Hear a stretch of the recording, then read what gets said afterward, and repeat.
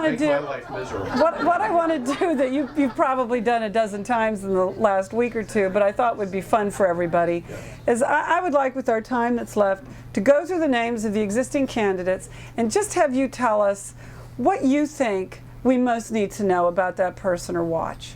Just whatever comes to, it's like one of those games I give you a name and then you just go with it. But and we'll see where you go. This is the class 4 rapids part of it.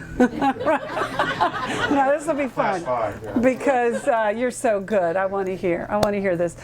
Rudy Giuliani. Bald.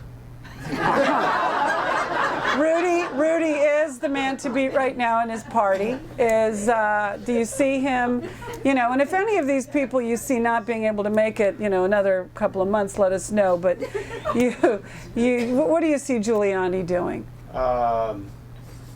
More seriously, he's a tough cookie.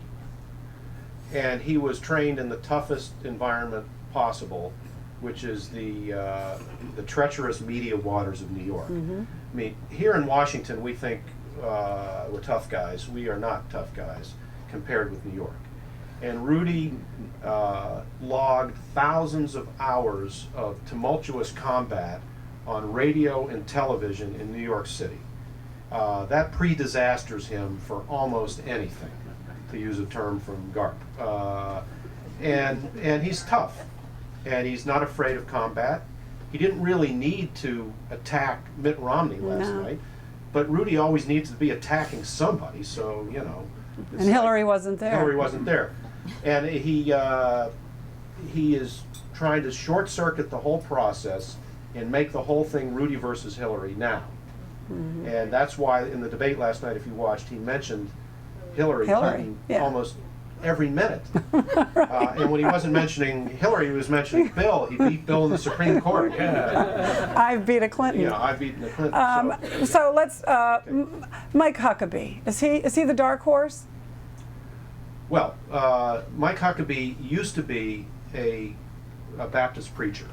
And I guess he still is ordained, so he could break out in actual preaching in an instant. I think in some respects that is the next historical evolution of the Republican Party. Just remove the middleman and make the preacher president. Right. Is he the one? I think he has tremendous self-discipline to have lost more than 100 pounds on a weight loss program. Maybe that's why Mark Shields said he's his favorite candidate. Yeah. All of us talking heads admire him for that. And I think he's a smart guy. I think he's smarter than, again, having worked in Kentucky for 5 years, maybe I overdo this, but I get angry when people from up east assume that somebody named Huckabee who talks funny is dumb. And from Arkansas. It's not true. Right. Not true. Bill Clinton, also from Hope, Arkansas, probably has the highest IQ of any president we've had, just showing that IQ isn't everything. Huckabee's very popular with the pundits. Well, Huckabee's popular with the pundits because Huckabee is a user-friendly Southern guy who likes to impress the pundits. Okay, so he feeds the pundits. He feeds the pundits, and he says interesting things. He's incredibly articulate. Duncan Hunter, I know nothing about him. Well, Duncan Hunter is a California military-industrial complex guy. Yeah. Basically, he comes.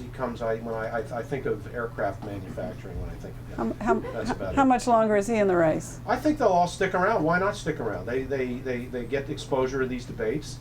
I thought the debate last night, substantively, was actually pretty interesting. They talked about taxes. They talked about the size of government. They talked about foreign policy. I mean, these guys are serious people. I am a reporter. I sit there and I make fun of these people. I report on them. I carp about them and so on.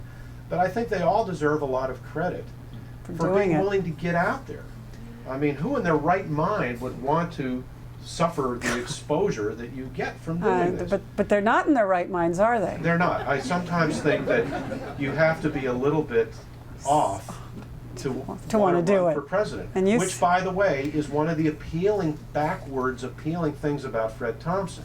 He's trying to signal, I'm not one of these crazy people who has to have the job. I'm another kind of crazy person. That's your comment. Well, that's true. I will. Well, but I mean, Alan Keyes. Alan Keyes? Okay, John McCain. I always think of John McCain as Popeye. I'm surprised more people don't. Maybe I'm dating Tell myself. us why. Well, he's got the big forearms. You almost expect there to be an anchor on the forearm, and you know he should have a corncob pipe sticking out of the side. He talks You out might the side of his suggest that mouth to the like campaign, Popeye. right? And also Popeye used to say, "I am what I am, and that's all what I am."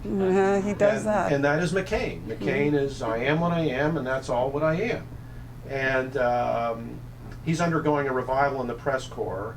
I think we're all feeling somewhat nostalgic for Because he almost bottomed out, the right? old McCain of 2000, and what a delight it was to cover the McCain of 2000, because the bias of reporters is always, in addition to combat, as I mentioned before, is always for somebody who's good copy. Yeah. You want good copy. And God, McCain was an endless stream of good copy. And he's back at it again, talking about the Christian nation and all this other stuff. And I was talking to one of his guys on the plane on the way back last night, and he said, that's just McCain. And we all know that John McCain doesn't really think that America is a Christian nation in any constitutional sense. We know that he knows better. But he just says stuff out there, and take it or leave it, that's who he is. That's Yeah, who well, he how is. And far I think can he's you- doing, I think he's not out of it. I mean, their theory is we'll just keep on. Maybe something will happen. You know, If I you doubt it, keep but you never if know. you keep your campaign affordable, you can go on as long as you want. That's correct? right. And that's It's- what he's doing. You That's just what he- trim it down and trim it down to what you got. That's what he's doing. And again, in South Carolina, where he's popular, he's tied for second. In New Hampshire, he's the New Hampshire poll that I have, latest two I have, has him at either 17 or 16 points, you know, within striking distance of both Rudy and Romney. And the thing is, he believes in the war. He believes in the great clash of civilizations. That's his thing. He believes in it. He's believed in it from the beginning. He's also said that the war in Iraq was prosecuted in a horribly mismanaged way. He said that from the very beginning.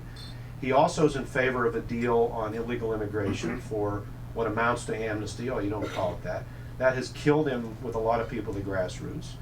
But I think he deserves credit for saying what he believes and sticking with what he believes on those things, Yeah.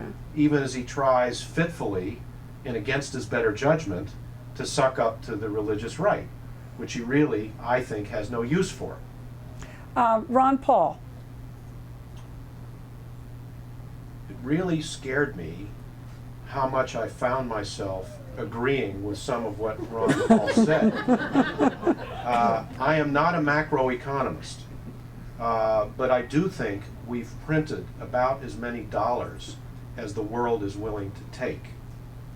And that is a serious problem, because what it means is we're going to lose the ability to set our own interest rates and use the lowering of interest rates to prime the pump of our economy, because the fuel mix is getting too thin. And I've now exhausted my complete knowledge of world economics. Okay. Oh, well, And that's okay. that's a problem. And Ron Paul has put his finger on a very big problem that none of these guys want to talk about. We're printing too much money. The debt is too large. I know that most guys in New York, the wise guys, say this merry-go-round is going to keep going on forever. Paul feeds that fear that we all have in the back of our mind, that the great American merry-go-round is going to grind to a halt. Is that a Perot-esque kind of presence? Well, it's Perot in the sense it's Cassandra-esque, like Yeah, Perot. yeah. And it's saying that, wait a minute, step back, the whole system is screwed up. And most of the American people, we are not an ideological people, even though ideas matter in politics, but we're not ideological.